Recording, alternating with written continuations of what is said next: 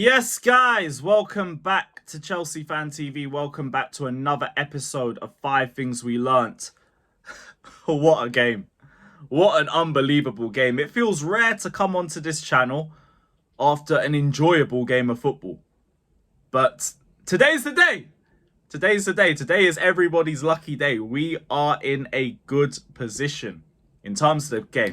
In terms of the game, nothing else. When we are not jumping to conclusions at all. But what a performance. What a performance. Before we start, I want to shout out our sponsors. Big up to Match Bingo. This is bingo over twist. Instead of numbers, you are betting on fouls, goals, offsides, and other key moments on the pitch during the game. Games are capped at £2, so you don't have to worry about being responsible. They also offer free games if you want to just try it out. And 35% of the profits go to the Stroke Association. So click the link. Download the app right now. The link is in the description. Join us over on Match Bingo right now. Now, let's get into the game. Chelsea 6, Everton 0. I can't believe that game. I can't believe what we've seen. From 13 seconds into the game, we were on their necks. We were on to them from the start and they just couldn't cope. First off, I also want to thank God that Beto didn't score that chance, because if he scored, it's a completely different game. But he missed. He missed. Everton have to hold that. Cole Palmer, absolutely sensational. The confidence that this guy is playing at is at another echelon. And obviously, he is the first point that we're talking about.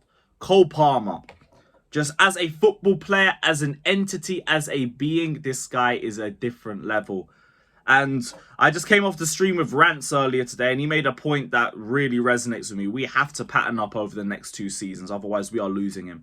He is not going to sit around, a player of that quality, if we are still languishing in mid-table. So we need to pattern up and real quick.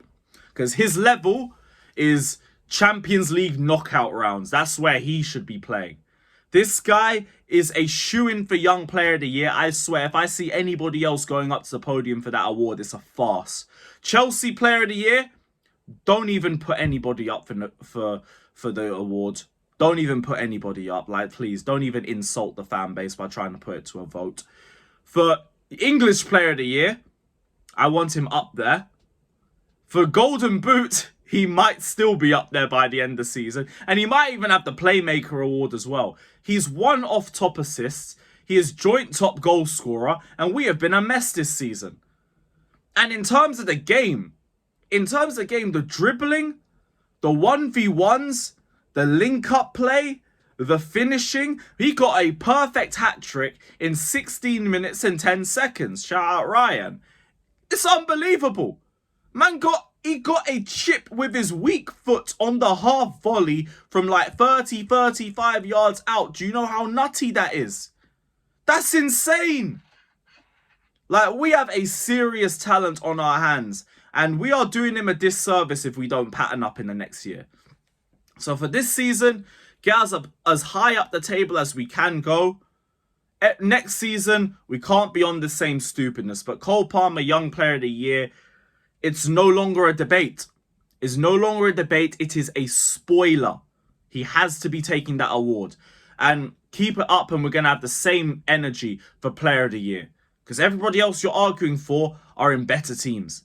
He's in a team in mid-table producing this level of performance. That to me deserves the award. And I'm also a little bit biased. But let me know in the comment section. Let me know your thoughts. Second, Jackson. I have to shout out Jackson. Big up to big Nico Jackson, because his performances since AFCON have been superb.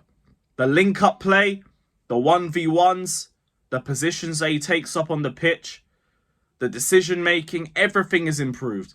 Everything is improved, and he looks so much more comfortable in the Premier League. And all this guy needed, all he needed was a little bit of time. And he's got that. He's starting to feel more comfortable in the league. You can see it showing out in the way that he's playing on the pitch. All you can ask for him is to continue growing and to continue racking up GNA, because he's already 3 off 20. And we still have about 7 more games left to go. Like, I got belief in this guy. I got belief that he can do something for us. But yeah, big up to Jackson.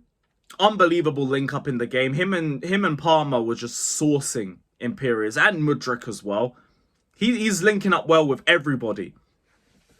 And it was just good to see. And like, to be honest, the whole team was. Which builds me up to the third point, which is what people are trying to debate. Were we better without Enzo Fernandez? No. That wasn't it. That wasn't what changed. What changed was that Gallagher wasn't in the 10. And this isn't any criticism towards Conor Gallagher, because Gallagher had a good game. The problem was, when he's in the 10, we struggle to connect the midfield and the attack. Sometimes he's out of position as well, which means there's more space between the midfield and the attack. Now we didn't have that because Palmer's there, and Palmer is a million times more creative. Gallagher can do his thing from deeper up the pitch, which you could say he's improved at.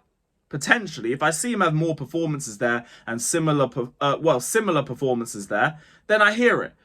But for now, I just think the fact that he was deeper and the fact that he wasn't in the 10 was more of the reason why we had that sort of game. But like I say that, we probably would be better with him in the 10 against Man City. Just because we're not going to have a lot of possession, and you'd rather him just chasing the ball because we're going to need somebody that can win the ball back a lot. And that's where Gallagher's at his best. It's the right opposition for him to be in that game for.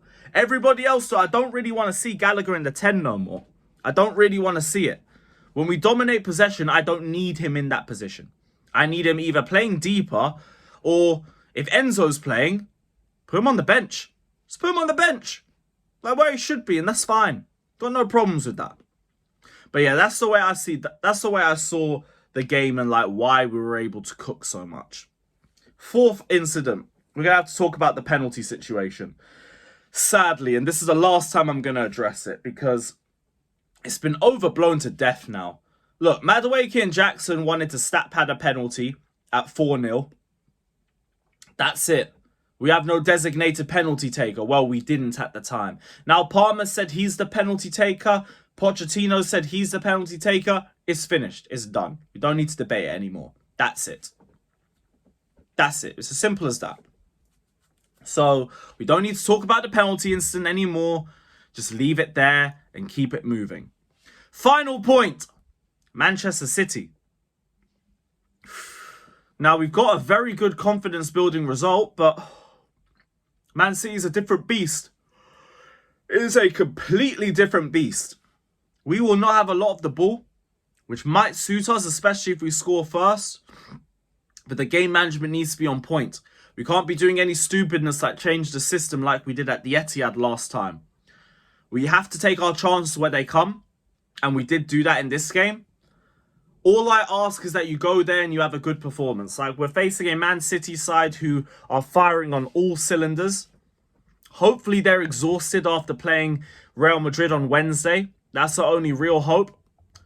But other than that, it might be a bit of a tough game for us. Well, it might be a bit too much for us to ask in terms of beating Man City. But we have had good games against them, so there is a little semblance of hope. Really and truly, though, I'm just going to pray to God and I'm going to hope that he has our back on Saturday. Because if he does, we can beat anybody. But yeah, big up to everybody that's locked in. Let me know all your thoughts down in the comment section below. It's been real. It's been great to be back after a good performance like that. Still potch out. But big up to everybody. Like, subscribe, and as always, up the Chelsea.